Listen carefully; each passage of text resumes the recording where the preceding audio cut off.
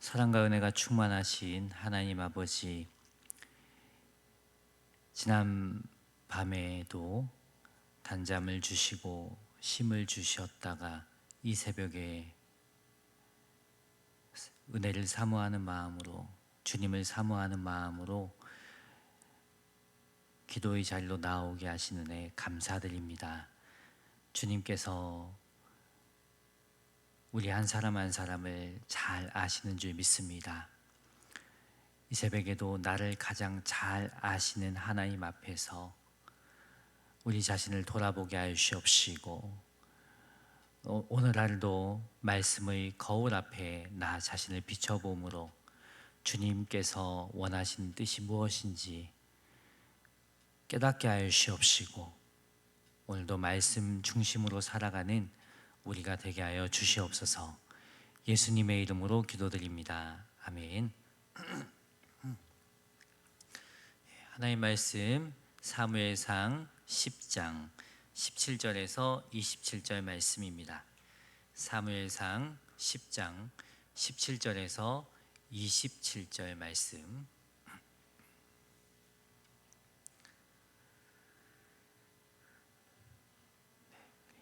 한 목소리로 합독하도록 하겠습니다. 사무엘이 백성을 미스바로 불러 여호와 앞에 모으고 이스라엘 자손에게 이르되, 이스라엘 하나님 여호와께서 이같이 말씀하시기를, 내가 이스라엘을 애굽에서 인도하여 내고 너희를 애굽인의 손과 너희를 압제하는 모든 나라의 손에서 건져내었느니라 하셨거늘, 너희는 너희를 모든 재난과 고통 중에서 친히 구원하여 내신 너희 하나님을 오늘 버리고 이르기를, 우리 위에 왕을 세우라 한도다. 그런즉 이제 너희 지파대로 1000명씩 여호와 앞에 나오라 하고, 사무엘이 이에 이스라엘 모든 지파를 가까이 오게 하였더니 베냐민 지파가 뽑혔고, 베냐민 지파를 그들의 가족별로 가까이 오게 하였더니 마드리의 가족이 뽑혔고, 그 중에서 기스의 아들 사울이 뽑혔으나 그를 찾아도 찾지 못한지라. 그러므로 그들이 또 여호와께 묻되, 그 사람이 여기 왔나이까? 여호와께서 대답하시되, 그가 진보다리들 사이에 숨었느니라 하셨더라. 그들이 달려가서 거기서 그를 데려오매 그가 백성 중에 서니 다른 사람보다 어깨 위만큼 컸더라. 사무엘이 모든 백성에게 이르되, 너희는 여호와께서 택하신 자를 보느냐? 모든 백성 중에 짝할 이가 없느니라 하니, 모든 백성이 왕의 만세를 외쳐 부르니라. 사무엘이 나라의 제도를 백성에게 말하고 책에 기록하여 여호와 앞에 두고 모든 백성을 각기 집으로 보내매, 사울도 기브와 자기 집으로 갈 때에 마음이 하나님께 감동된 유력한 자들과 함께 갔느니라. 어떤 불량배는 이르되, 이 사람이 어떻게 우리를 구원하겠느냐 하고 멸시하며 예물을 바치지 아니하였으나 그는 잠잠하였더라. 아멘. 어제 말씀에서는 사무엘이 사울의 머리에 기름을 붓는 장면이 나옵니다. 기름을 부었다는 것은 하나님께서 사울을 왕으로 택했다는 의미가 담겨 있습니다. 또 세 가지 징조를 통해 하나님이 사울을 부르신 것이 확실함을 보증했습니다. 오늘 말씀에서는 공식적인 자리에서, 백성이 모인 자리에서 사울을 왕으로 세우는 장면이 나옵니다. 17절, 사무엘이 백성을 미스바로 불러 여호와 앞에 모으고, 사무엘이 백성을 미스바로 모이게 합니다. 백성들이 보는 앞에서 사울을 왕으로 세우기 위해 모이라고 한 것입니다. 여기서 중요한 말씀이 여호와 앞에입니다. 여호와 앞에입니다. 우리는 삶 속에서 하나님 앞에서 살아가고 있습니까? 알고 보면 우리는 하나님 앞에 서 있는 존재입니다. 그렇다면 언제 어디서나 하나님을 의식하며 살아야 합니다. 무엇을 하든지 하나님 보시기에 어떠한지 생각해야 합니다. 우리는 이 사실을 너무나도 잘 알고 있지만 망각할 때가 많이 있습니다. 항상 주님 앞에서 질문해야겠죠. 내가 과연 잘 가고 있는 건지, 하나님 보시기에 나는 어떠한지, 우리는 항상 점검해야 합니다.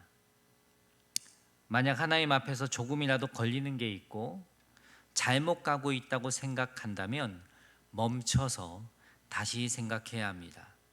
하나님 앞에서 나는 과연 잘 가고 있는 건가? 잘 살고 있는 건가? 이 시간 말씀의 거울 앞에 자신을 비춰보시기 바랍니다.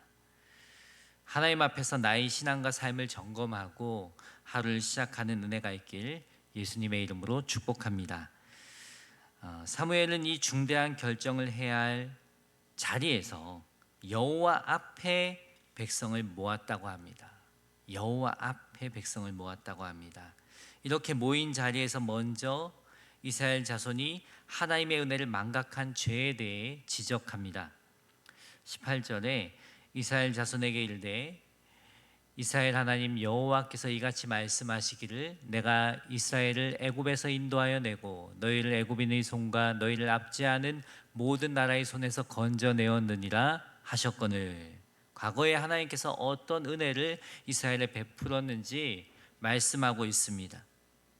하나님께서는 이스라엘을 출애굽시켰습니다. 광야 생활 속에서 그들의 삶을 인도하셨습니다. 낮에는 구름 기둥으로 밤에는 불 기둥으로 그들과 함께 하셨습니다. 또 모든 대적들로부터 그들을 건져내셨습니다. 지켜주시고 보호해 주셨습니다. 그들의 삶을 돌보셨습니다. 그런데 그 은혜를 망각했다는 것입니다. 우리는 하나님의 은혜를 망각해서는 안 됩니다. 신앙생활을 하면서 신앙의 기쁨이 없고 침체기를 걷고 있습니까? 하나님의 은혜를 깊이 생각해 보시기 바랍니다. 나에게 베푸신 은혜를 생각하다 보면 감사가 회복됩니다. 기쁨이 회복됩니다. 우리가 왜 기도의 자리에 나오는 걸까요? 우리 안에 기쁨과 또 감사의 신앙생활을 하기 위해서 우리가 이 자리에 나오는 것입니다. 이렇게 하나님의 은혜를 기억하고 살아가는 자들은요, 하나님 외에 다른 것을 구하지 않습니다. 왜냐하면 나에게 구원의 은혜를 베푸신 사랑 하나만으로도 충분하기 때문입니다. 하나님께서 내 인생의 주인 되어 주시는 것만으로도 충분하기 때문입니다.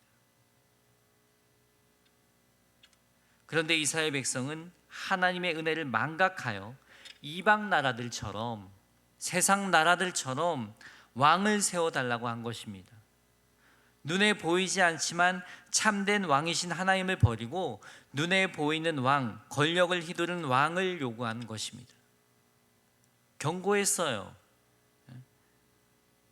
눈에 보이는 왕을 구하는데 그 왕이 세워지면 너희들에게 어떤 일이 발생하는지 사무엘이 경고했습니다. 그런데도 계속 왕을 구한 것입니다. 그래서 하나님께서 택한 왕이 누구인지 알기 위해 백성들이 보는 앞에서 제비뽑기를 한 것입니다. 19절에서 21절에 보면 너희는 너희를 모든 재난과 고통 중에서 친히 구원하여 내신 너희 하나님을 오늘 버리고 이르기를 우리 위에 왕을 세우라 한도다. 그런즉 이제 너희 지파대로 1000명씩 여호와 앞에 나아오라 하고 사무엘에 의해 이스라엘 모든 지파를 가까이 오게 하였더니 베냐민 지파가 뽑혔고 베냐민 지파를 그들이 가족별로 가까이 오게 하였더니 미드리의 가족이 뽑혔고 그 중에서 기스의 아들 사울이 뽑혔으나 그를 찾아도 찾지 못한지라. 지파별로 1000명씩 여호와 앞에 나아오게 했다고 합니다. 그래서 제비 뽑기를 했는데 누가 뽑혔습니까? 사울이 뽑혔어요. 사무엘은 사울이 뽑힐 것을 알고 있었어요. 사울 자신도 자신이 뽑힐 것을 짐작했어요. 그리고 자신이 해야 할 사명이 무엇인지 사무엘에게 다 들었습니다. 그런데 정작 있어야 할 사람이 보이지 않는 것입니다. 사울은 자기가 뽑힐 것을 알고 숨어버렸기 때문입니다. 22절에 보면 그러므로 그들이 또 여호와께 묻되 그 사람이 여기 왔나이까? 여호와께서 대답하시되 그가 진보다리들 사이에 숨었느니라 하셨더라. 지금 사울은 진보다리들 사이에 숨었습니다. 숨어야 할 자리가 아닌데 숨어버린 것입니다. 하나님께서 사명을 주신 자리에서 숨어버린 것입니다. 저와 여러분은 어떻습니까? 하나님이 말씀과 여러 상황을 통해 사명을 맡기시는데도 사울처럼 숨어 있는 건 아닌지 돌아보시기 바랍니다. 성령님께서는 우리에게 말씀을 하시는데요, 하나님 말씀, 성경을 통해서 말씀하시기도 하고, 우리가 기도할 때 말씀하시기도 하고, 환경을 통해서, 또 교회 공동체를 통해서, 믿음의 사람들을 통해서 말씀하십니다. 그런데도 분명히 말씀하시는데도 불구하고 주저하고 계시지는 않습니까? 주의 일에 동참하라고 하시는데 머뭇거리지 않습니까? 사울은 머뭇거렸어요. 심지어 숨어버렸어요. 이제 머뭇거리는 그 자리에서 갈등만 하지 마십시오. 내 인생을 조정하고 믿음의 발걸음을 내딛으시기 바랍니다. 주저하는 그 자리에서 순종으로 반응해 보시기 바랍니다. 주님께서 우리를 목자, 목녀로 부르실 수 있습니다. 교사로 부르실 수 있습니다. 영혼 구원의 사명을 주실 수 있습니다. 영혼을 섬기라는 마음을 주실 수 있습니다. 그때 내 인생을 조정하고 순종으로 반응할 때 하나님을 경험하게 됩니다. 나를 통해 일하시는 하나님을 만나게 됩니다. 넉넉히 감당할 수 있도록 주님이 일하실 것입니다. 오늘 하루 순종함으로 하나님을 경험하는 저 여러분 되길 소망합니다. 이제 숨어있는 사울을 찾아서 세우는 장면이 이어집니다. 23절에 보면 이제 사울을 백성이 보는 앞에서 사울을 불러내었을 때 그 사울이 어떠한 모습인지, 어떠한 외모를 갖고 있는지 말씀하고 있어요. 23절과 24절에 보면 그들이 달려가서 거기서 그를 데려오매 그가 백성 중에 선이 다른 사람보다 어깨 이만큼 컸더라. 사무엘이 모든 백성에게 이르되 너희는 여호와께서 택하신 자를 보느냐? 모든 백성 중에 짝할 리가 없느니라 하니 모든 백성이 왕의 만세를 외쳐 부르니라. 사울은 키가 크고 외모가 준수한 사람이었습니다.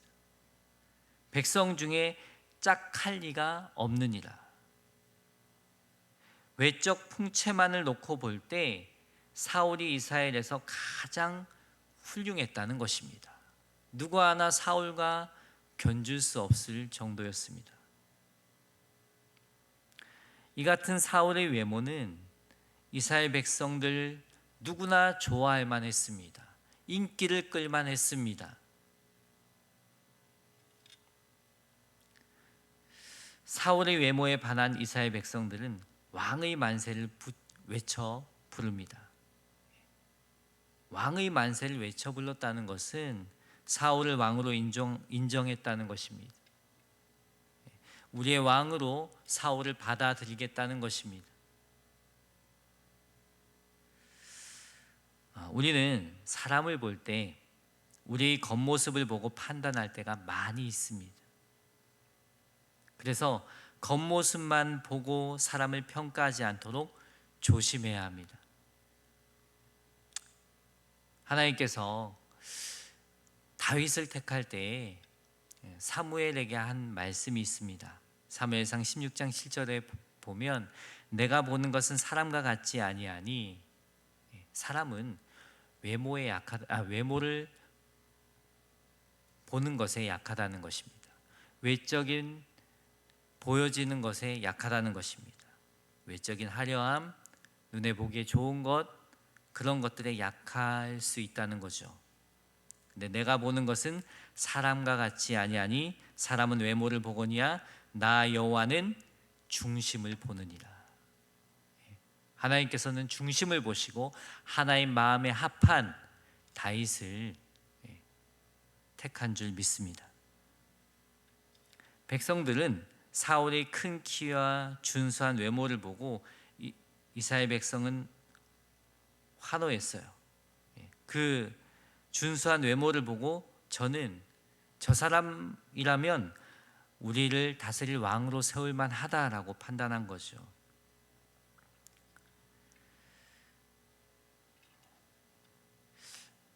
그 사람의 신앙이 어떤지, 성품이 어떤지 보지 않고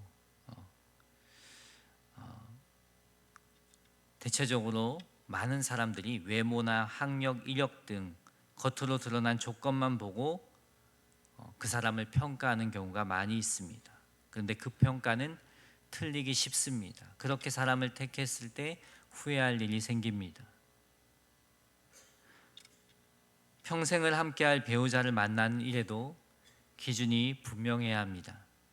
먼저는 신앙이고 그 다음은 성품입니다. 이런 내면적인 아름다움이 있는가를 봐야 한다는 거죠. 그래서 우리는 자녀들을 위해 기도할 때 우리의 자녀들이 내적으로 아름다운 사람들로 준비되길 기도해야 합니다. 먼저는 신앙이겠죠. 정말 하나님과의 관계가 바른 자녀들로 키워야 합니다. 또 성품이 아름다운 자녀로 키워야 합니다. 먼저는 우리 자녀들이 그렇게 준비되어야 합니다. 그리고 이제 배우자를 위해 기도할 때에도 내적으로 아름다운 사람을 만나길 기도해야 합니다. 간절히 바라기는 우리의 자녀손들이 내적으로 아름다운 사람들을 만나길 소망합니다. 25절에 보면 사무엘이 나라의 제도를 백성에게 말하고 책에 기록하여 여호와 앞에 두고 모든 백성을 각기 집으로 보내매. 백성들은 사울을 왕으로 인정하고 각기 집으로 돌아갔다라고 말씀하고 있어요. 또 26절에 보면 사울도 기브와 자기 집으로 갈 때에 마음이 하나님께 감동된 유력한 자들과 함께 간드니라. 사울도 하나님께 감동된 유력한 자들과 함께 집으로 갔습니다. 하나님께 감동된 자들은 사울이 하나님께서 세우신 왕으로 인정하는 자들입니다. 저 사울은 하나님께서 세우신 왕이야. 그런 감동을 하나님으로부터 받은 자들이 사울과 함께 했다는 거죠. 즉, 이 감동된 자들은 사울을 지지하는 자들, 사울을 찬성하는 자들이라고 할 수 있습니다. 반면에 사울을 왕으로 인정하지 않는 자들이 있었습니다. 27절에 보면 어떤 불량배는 이르되 이 사람이 어떻게 우리를 구원하겠냐 하고 멸시하며 예물을 바치지 아니하였으나 그는 잠잠하였더라. 하나님의 결정을 받아들이고 그 안에서 하나님의 뜻을 이루려고 애쓰는 사람이 있는가 하면 이런저런 이유를 들어 반대하는 자들이 있었다는 것입니다. 성경은 두 부류를 이렇게 평가합니다. 하나님의 결정을 받아들인 자들을 마음이 하나님께 감동된 사람, 그리고 반대하는 자들을 불량배로 평가합니다. 물론 이 27절 말씀에 말하고 있는 사람들은 실질적으로 그냥 불량한 사람일 수 있습니다. 그런데 우리는 이들의 어떤 태도를 취하느냐 여기에 좀 집중할 필요가 있습니다. 하나님의 뜻에 찬성하는 자들, 하나님의 뜻에 반대하는 자들이 있었다는 거죠. 저와 여러분은 어디에 해당합니까? 하나님의 결정을 받아들이고 그 안에서 하나님의 뜻을 이루려고 애쓰는 사람입니까? 성경은 그러한 자들을 마음이 하나님께 감동된 사람이라고 합니다. 하나님께 감동된 사람이라고 합니다. 간절히 바라기는 하나님께 감동된 사람이 되시길 바랍니다. 어제 청년 집회를 통해서도 주님의 일하심을 볼 수 있었습니다. 청년들을 보면 부족하고 연약한 부분이 보일 수 있죠. 그런데요, 저도 예외는 아닙니다. 어쩌면 그들보다 더 연약하고 부족한 사람입니다. 그럼에도 이렇게 써주는 것이 은혜입니다. 오늘도 저와 여러분이 구할 것은 하나님, 제 마음을 감동하여 주시옵소서. 주님의 말씀에 순종할 수 있도록 저를 감동하여 주시옵소서. 주님의 일에 동참할 수 있도록 저를 감동하여 주시옵소서. 이 새벽 사모하는 마음으로 기도하시기 바랍니다. 오늘도 주님께 감동된 그 한 사람이 저와 여러분 되길 소망합니다. 그리하여 삶 속에서 나를 통하여 일하시는 주님을 경험한 은혜가 있길 예수님의 이름으로 축복합니다. 기도하겠습니다.